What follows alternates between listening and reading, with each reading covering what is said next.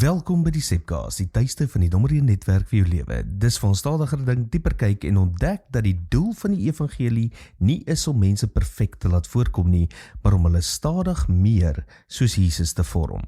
Vandag sluit ons hierdie reeks af met iets wat baie mense dringend moet hoor. Disippelskap gaan nie oor foutloosheid nie. Dit gaan oor rigting. Nie perfek nie, maar toegewyd. Want baie mense leef met een van twee verkeerde idees oor geloof. Party dink Christen wees beteken jy moet alles reg kry.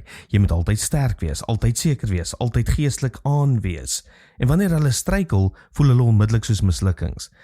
Maar dan is daar die ander kant, mense wat sê niemand is perfek nie en dit gebruik as 'n verskoning om nooit regtig te verander nie. Die evangelie leef tussen hierdie twee uiterstes. Jesus roep nie mense na perfeksionisme nie, maar hy roep hulle beslis na transformasie toe. En dis hoekom Spreuke 24 vers 16 sê, die regverdige val 7 maal en staan weer op. Let op, die regverdige val ook. Die verskil is nie dat disippels nooit struikel nie. Die verskil is dat hulle aanhou terugdraai. En eerlikwaar, dit is wat baie mense verkeerd verstaan van geestelike volwassenheid.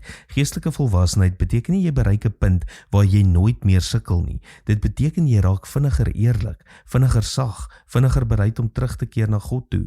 Dink aan Petrus. Petrus is amper die perfekte voorbeeld van hierdie spanning. Hierdie man loop op water, maar hy sink ook. Verklaar Jesus as Messias, maar probeer later vir Jesus korrigeer. Beloof lojaliteit, maar verloon hom 3 keer. En tog gebruik Jesus hom kragtig. Hoekom? Want Petrus bly terugkom. Dis ongelooflik belangrik, want baie mense dink hulle grootste probleem is dat hulle struikel, maar baie keer is die groter gevaar wanneer mense ophou terugkeer, wanneer trots sterker raak as nederigheid, wanneer skaamte sterker raak as genade, wanneer mense begin wegkruip eerder as terugdraai. Dis eintlik die tragiese verskil tussen Judas en Petrus. Albei val, albei breek, albei ervaar skuld, maar Petrus hardloop uiteindelik terug na Jesus. Judas hardloop weg, en dit verander alles. Want die evangelie is nie gebou rondom die idee van perfekte mense nie. Dit is gebou rondom 'n perfekte verlosser wat aanhou om gebroke mense terug te roep. Dis waarom Romeine 8 so kragtig sê, daar is dan nou geen veroordeling vir die wat in Christus Jesus is nie. Geen veroordeling nie. Oortuiging? Ja. Transformasie? Ja. Uitnodiging tot bekering? Absoluut. Maar nie verwerping nie. En dalk is dit belangrik vir iemand om vandag te hoor, God is nie geskok deur jou menslikheid nie. Hy vra nie dat jy voorgee nie, hy vra nie dat jy perfek presteer nie, hy vra oorgawe, eerlikheid en volharding. Want disippelskap is baie meer soos leer loop as soos slaag vir 'n eksamen. Kinders wat leer loop, val konstant. Maar 'n goeie ouer skree nie, jy's nutteloos, gee op, jy gaan nooit loop nie. Nee. Die ouer tel hulle op, help hulle weer, moedig hulle aan.